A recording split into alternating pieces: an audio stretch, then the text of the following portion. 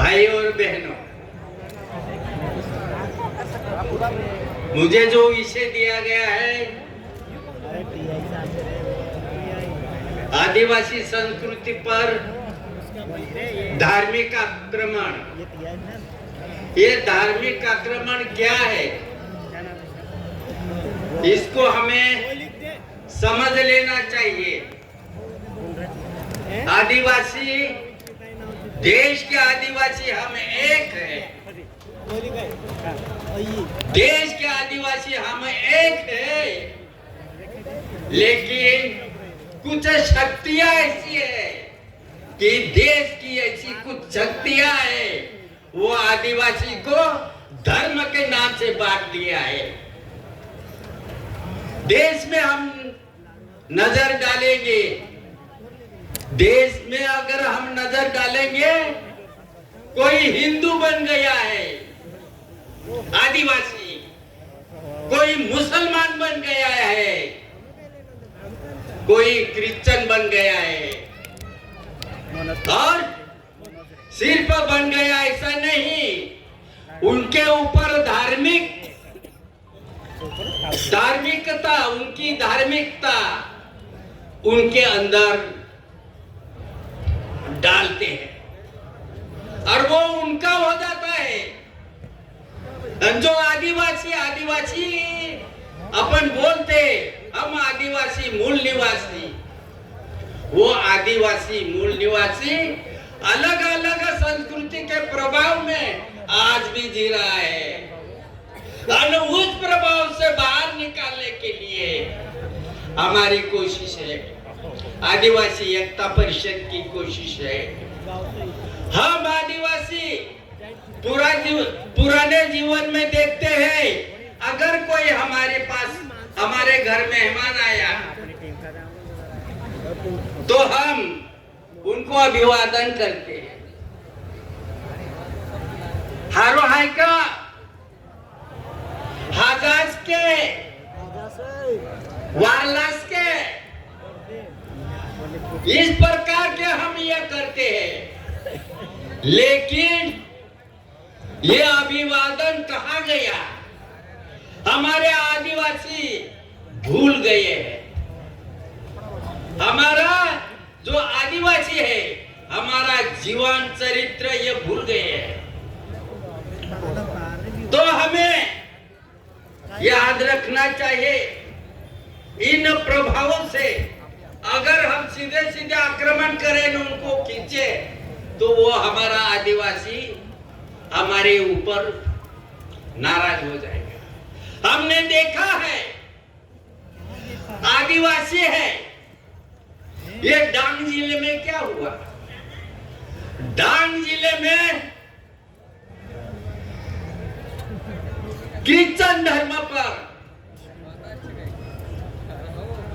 एक हिंदू धर्म ने आक्रमण किया, इसने पत्थर फेंका, घर उजाड़ा। ये कौन थे? पत्थर फेंकने वाले भी आदिवासी ही थे, जिनका घर उजड़ा वो भी आदिवासी थे।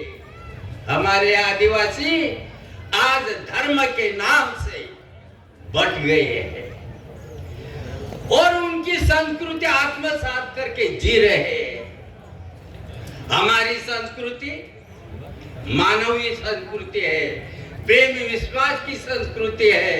हम धर्म पूर्व लोग, आदिवासी मूल निवासी, तब से हम आदिवासी, क्यों, कौन से आदिवासी को हम आदिवासी कहते हैं? जब मानव की उत्पत्ति हुई और मानव की उत्पत्ति के बाद ये तब सब लोग आदिवासी थे, सब लोग आदिवासी थे। कोई धर्म का आता पता नहीं था। और फिर यह समाज पर धार्मिक आक्रमण हुआ, आदिवासी को घेर लिया, विकास के नाम से,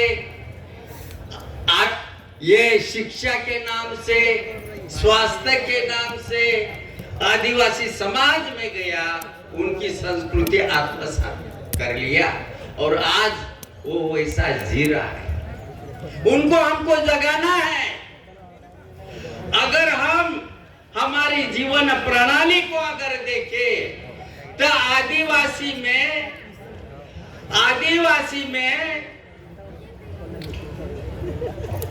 अगर किसी की शादी होती है तो शादी में आदिवासी में जो दामाद होता है, जवाई होता है, इसको लकड़ी फोड़ने का काम सौंपते हैं, घाघर लेकर पानी भरने का काम सौंपते हैं, जवाई को, दामाद को, आए हुए मेहमान को पानी बांटने का काम करते हैं, देते हैं।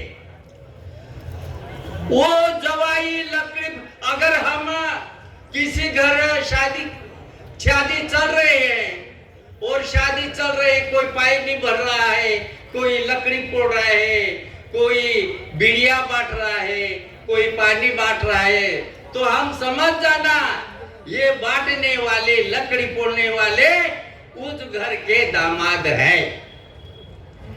अरे एक आधा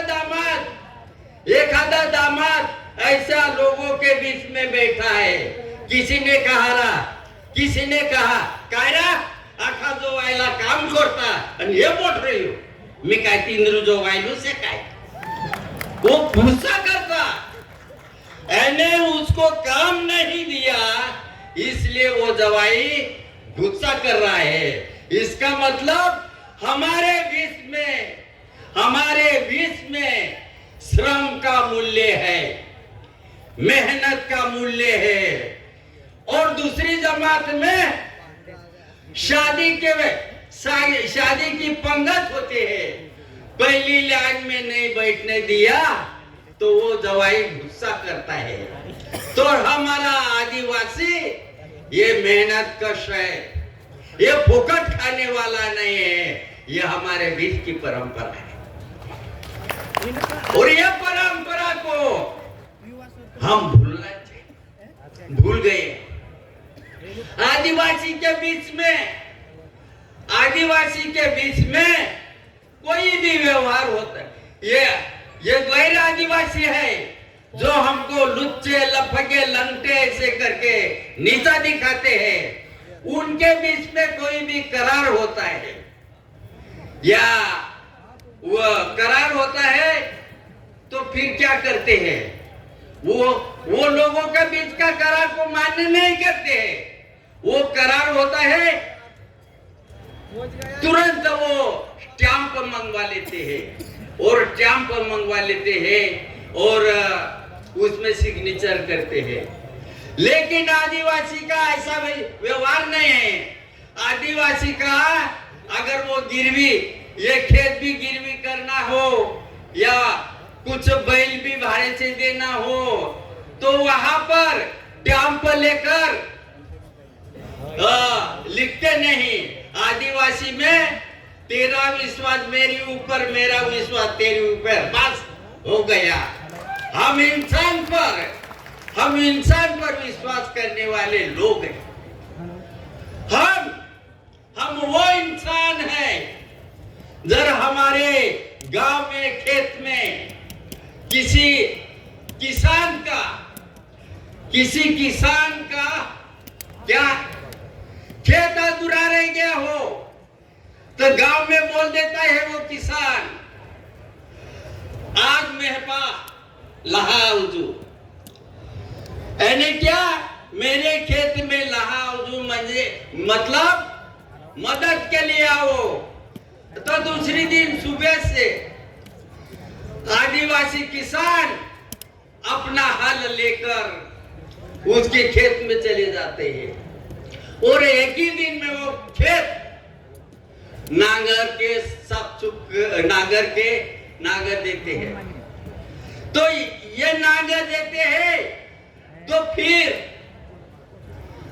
वो जो खेत हल चलाने वाले लोग हैं वो उसका भाड़ा नहीं मांगते, उसका किराया नहीं मांगते, लेकिन जो समाज हमको गालियां देता है, वो समाज जो गालियां देता है, वो अगर खेत में गए तो शाम को उसकी मजदूरी मांग लेते हैं। तो हमारे बीच में सहकार्य की भावना है, मानवता की भावना है। ये भावना को हम ये करना चाहिए। और एक उदाहरण देता और मैं शादी का, जो हमारी तरफ भील जमाती में शादी होती है, तो शादी होती है, वो गिफ्ट देते हैं। हमारा प्रधान होता है, पानी दे। जो प्रधान होता है, वो शादी में वो गिफ्ट या आहेर बोलते हैं, हमारी आहेर बजाता है। तो वो कहता है, देखा पंचवन वर्गावाला रुमाल्या नाईक बहिणी करत 150 रुपयाची साडी लिवणार, कबूल। और कबूल ऐसे बैठे हुए लोग कबूल ऐसे उच्चार करते हैं। उच्चार करने के बाद में वो आहेर को स्वीकारा जाता है, उसको टीका लगाकर उसको स्वीकारा जाता है।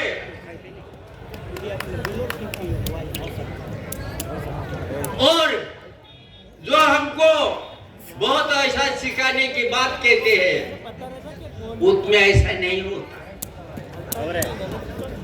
तो हमारे बीच में जब हम पंच के बीच में आहेर पुकारते हैं, और ये आहेर आपको पंच को कबूल है क्या, वो तो कबूल बोलते हैं, तब उसको स्वीकारा जाता है। इसका मतलब हम आहेर स्वीकारने के लिए भी लोगों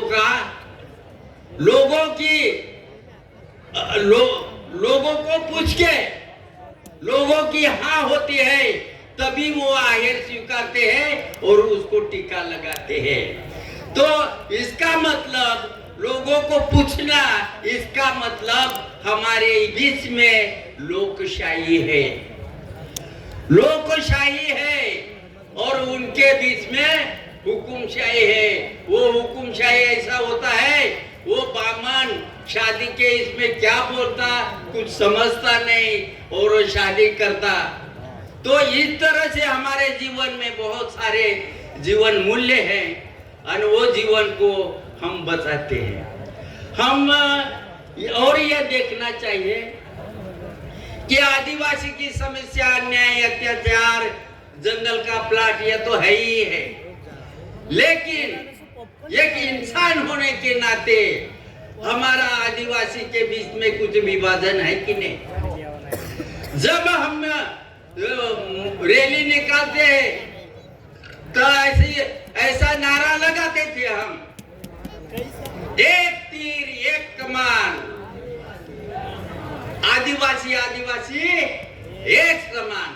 क्या बोलते थे, एक तीर एक कमान, आदिवासी एक समान।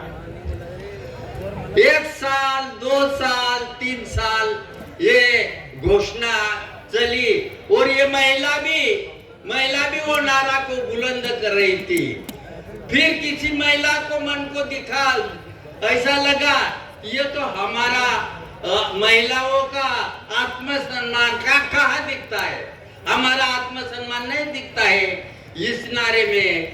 तो ये एक तीर एक कमान कहते कहते ये महिला ने नारा लगाना शुरू किया, एक तीर एक कमान, महिला पुरुष एक समान।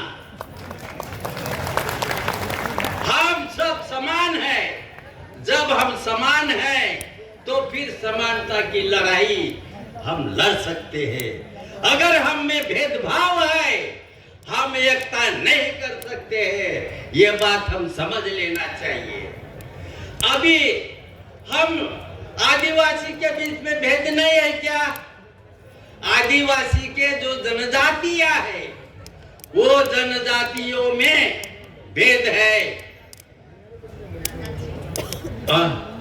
तो भेद है, तो ये भेद को दूर करने के लिए भी हमें प्रयत्न करना चाहिए। वो भेद क्या है? वो भेद ऐसा है, तू भीड़ से, तू राठपा से, तू आणखीन कोकण्या से, इस तरह से भील पावरा कोकना दखनी, और मैं उसकी घर की बेटी से शादी नहीं करूंगा, वो मेरी बेटी से शादी नहीं करेगा, और इस तरह से हमारे बीच में जातीय भेदभाव का मानसिकता में है। और हम बोलते हम एक है, और फिर हमारी बेटी को कोई भगा के ले जाता है या प्रेम से भगा के ले जाता है, तब हम उनके घर पर पत्थरों फेंकते हैं। क्यों फेंकते हैं? हम तो एक से न काय दान करता पत्र फेंकना, पर ये भेद को भी हम पहचानना चाहिए। हमारे बीच में जनजातीय भेद होगा, ये भी मिटाना पड़ेगा। और इस तरह से हमको अपनी एकता ये करना पड़ेगा। अगर ये एकता हम इस तरह से नहीं करेंगे, हमारी एकता नहीं होगी।